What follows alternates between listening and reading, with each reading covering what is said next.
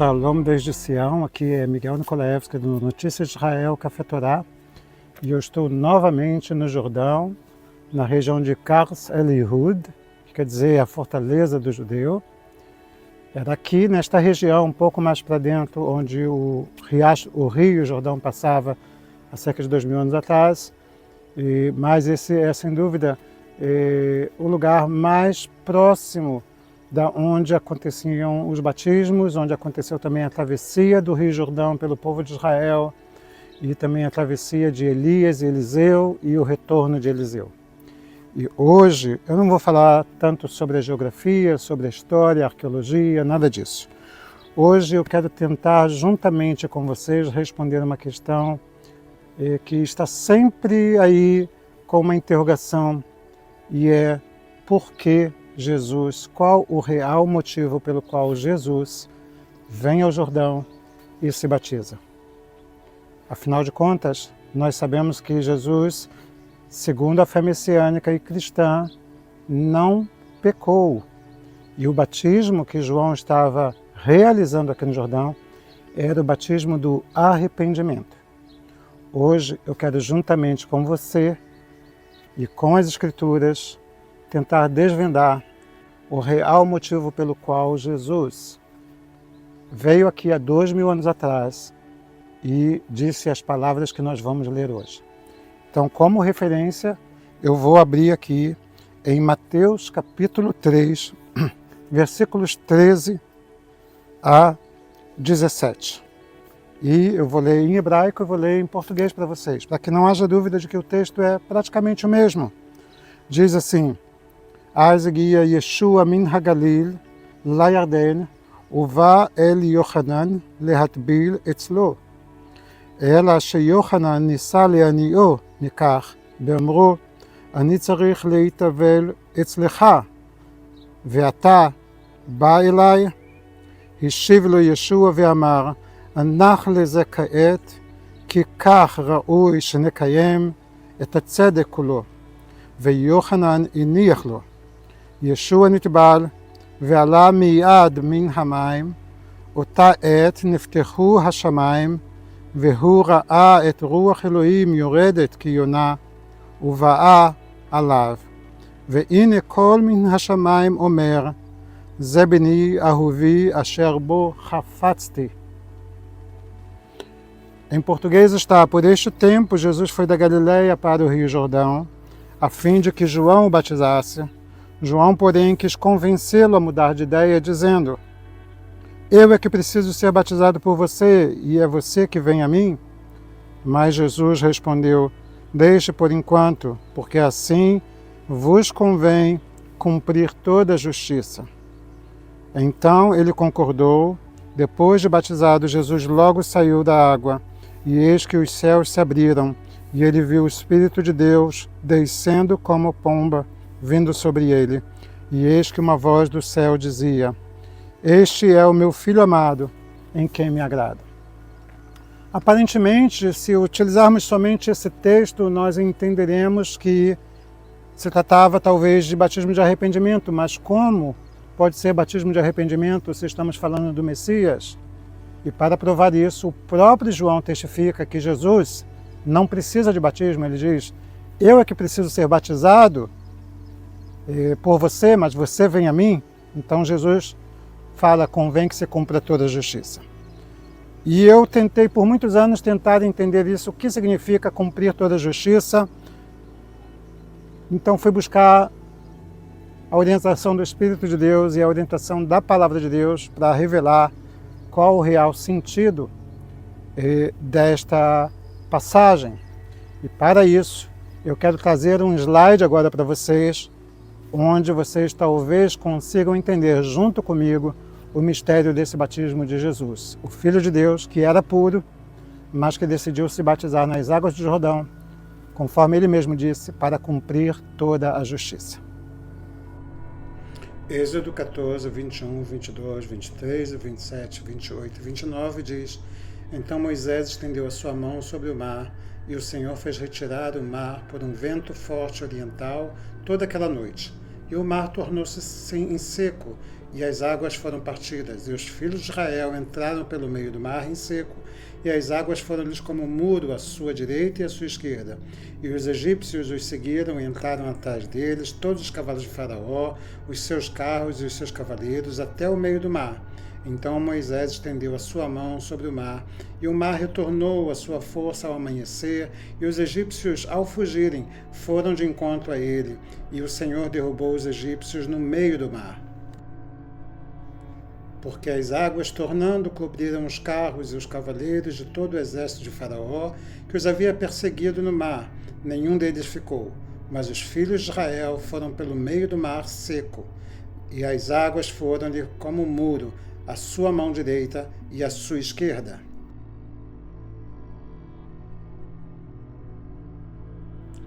E o segundo texto está em Josué 3, 14 e 17.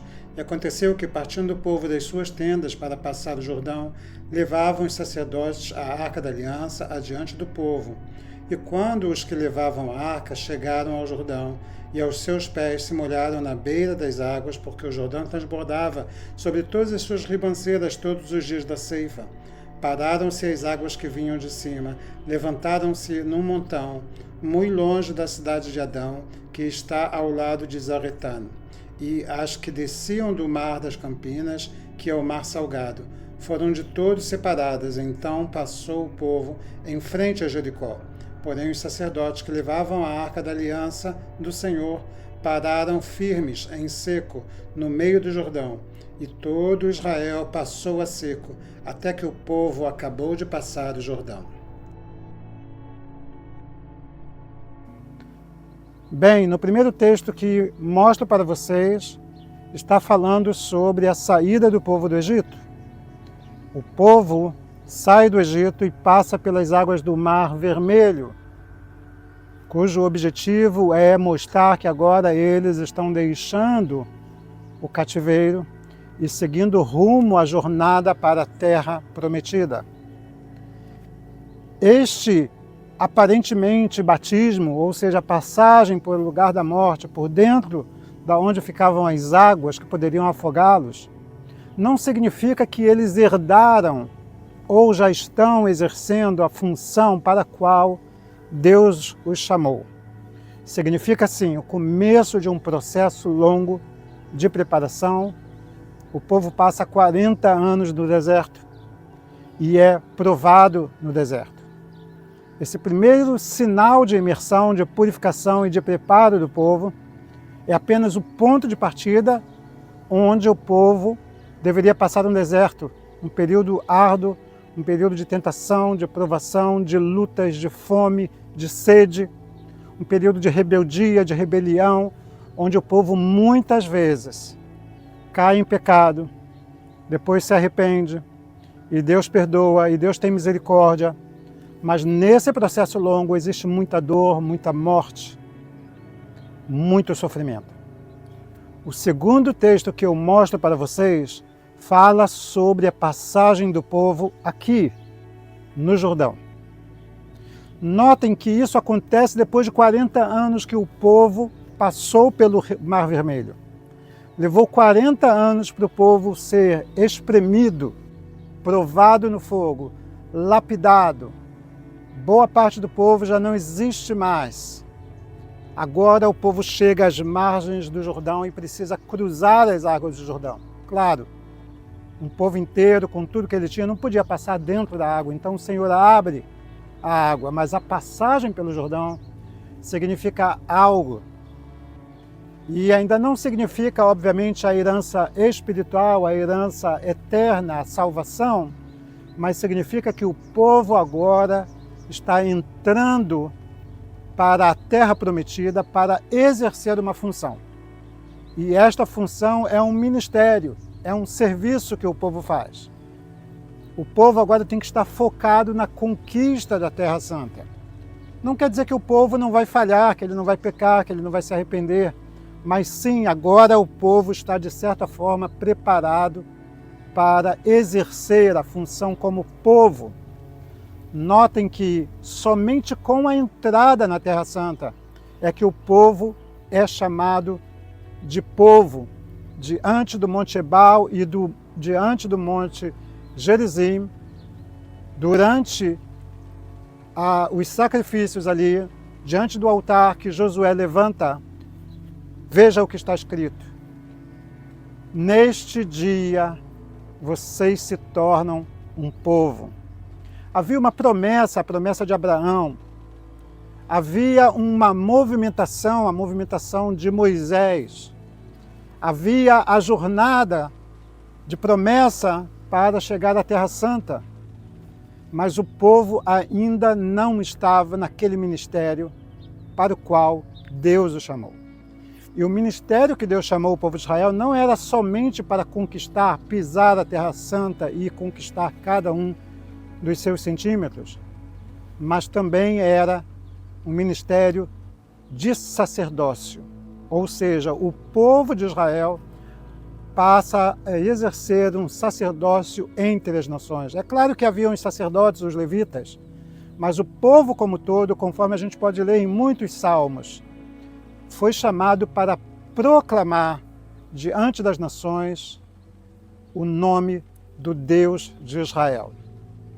E é esta justiça, agora eu consigo entender através de diversas passagens, e vocês agora vão entender também o porquê que era necessário que Elias passasse aqui e na volta também junto, após Elias, Eliseu passasse aqui.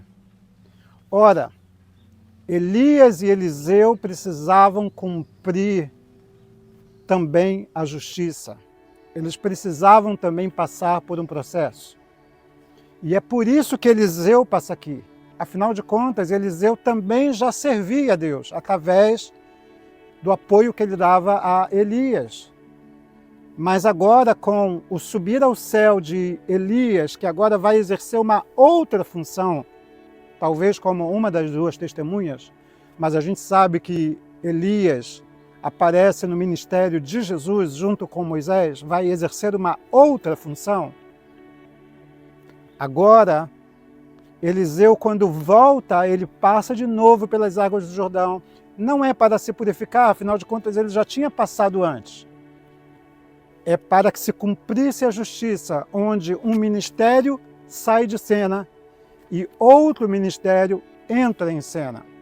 Então, se nós voltarmos agora para o Êxodo, quando Moisés chega aqui do outro lado do Jordão, Moisés não passa, ele é levado para o ministério que Deus o chamou. Lá no Monte da Transfiguração, onde ele aparece na história de Jesus. Mas quem passa pelas águas do Jordão e agora assume o seu próprio ministério é Josué. Então Josué estava cumprindo toda a justiça, reconhecer Moisés como líder anterior e agora assumir a sua liderança, o seu lugar na liderança do povo de Israel. Da mesma forma, Eliseu já trabalhava junto com Elias. E ele passa por aqui junto com Elias. Mas quando ele volta e passa novamente pelas águas, ele está reconhecendo o ministério de Elias, que foi levado para o ministério que agora vai aparecer lá na Transfiguração, e ele volta assumindo o ministério para o qual Deus o chamou. Quando Jesus vem ao Jordão, o que ele está fazendo é exatamente isso, ele está cumprindo toda a justiça. Ele reconhece que João era um profeta, era o Elias, o homem segundo o espírito de Elias que haveria de vir. Ele reconhece que não houve homem maior entre os nascidos de mulheres, além de João. Jesus reconhece o ministério de João. E agora que João vai partir, quando João é decapitado justamente do outro lado, exatamente como Elias subiu ao céu do outro lado, e Moisés também foi levado por Deus e sepultado por Deus do outro lado do Jordão, aqui Jesus sai das águas e vai para a terra de Israel, a terra do ministério, e exerce o seu ministério, o ministério para o qual ele foi chamado. Nós sabemos que Jesus não pecou, Jesus jamais pecou, Jesus deu exemplo em tudo e foi perfeito em tudo. Então é por isso que nós vemos aqui que quando ele vem às águas e João questiona, ele não diz, eu preciso me arrepender dos meus pecados. Ele diz, convém que se cumpra toda a justiça. Eu trouxe essa palavra para você, para que você entenda que às vezes você é chamado por Deus. Às vezes você é batizado quando é jovem, criança às vezes. Mas Deus vai te levar pelo deserto. Pode ser que o deserto seja antes ou depois. No caso de Jesus, foi depois do deserto da tentação, para confirmar tudo aquilo que ele já tinha vivido.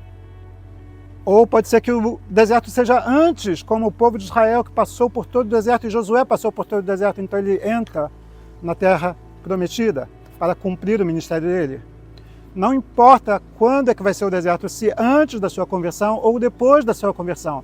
Mas eu quero te dizer que quando Deus te chamar para o ministério, você tem que lembrar disso aqui.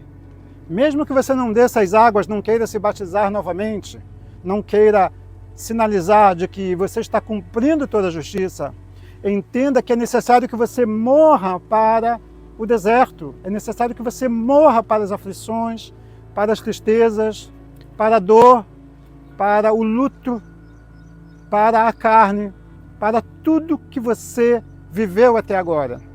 Porque antes de exercer o ministério para o qual foi chamado, Deus quer que você entre nas águas, literalmente ou não literalmente, que você sepulte aquela vida pré-ministerial para que Deus possa agir de forma plena no seu ministério.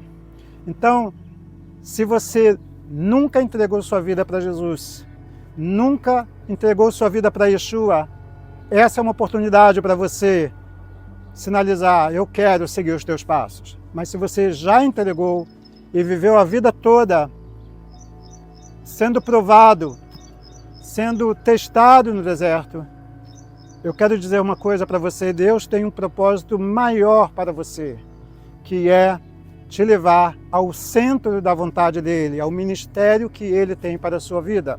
Você pode não vir aqui no Jordão e descer nas águas, ou não ir num batistério, ou não ir numa praia fazer um ato. Faça um propósito no seu coração.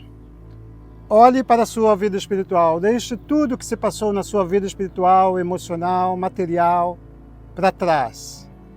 Faça hoje um propósito com o Deus de Israel para seguir para o centro da vontade dele, para exercer o ministério que ele tem te chamado. Se você estava esperando a confirmação, este vídeo é a confirmação. Não se importe com o que vai se levantar contra você ou com o que vão dizer. Se importe com o que Deus está vendo em seu coração. Não se deixe levar pelas coisas materiais. Todos esses heróis da fé, eles um dia abandonaram as coisas materiais para seguir aquilo que verdadeiramente vale a pena. Seguir pelos passos de Abraão, os passos da fé, seguir rumo ao Deus de Israel. Bem, eu espero que você tenha gostado dessa meditação, que Deus abençoe profundamente a sua vida. E lembre-se, não é apenas o começo de um processo como o batismo, mas sim como vamos lidar com isso na continuidade da nossa caminhada de fé. Mais uma vez, meu muito obrigado, que Deus abençoe profundamente a sua vida. Aqui é Miguel Nikolaevski, do Café Torá, Notícias de Israel, direto de Sião para vocês.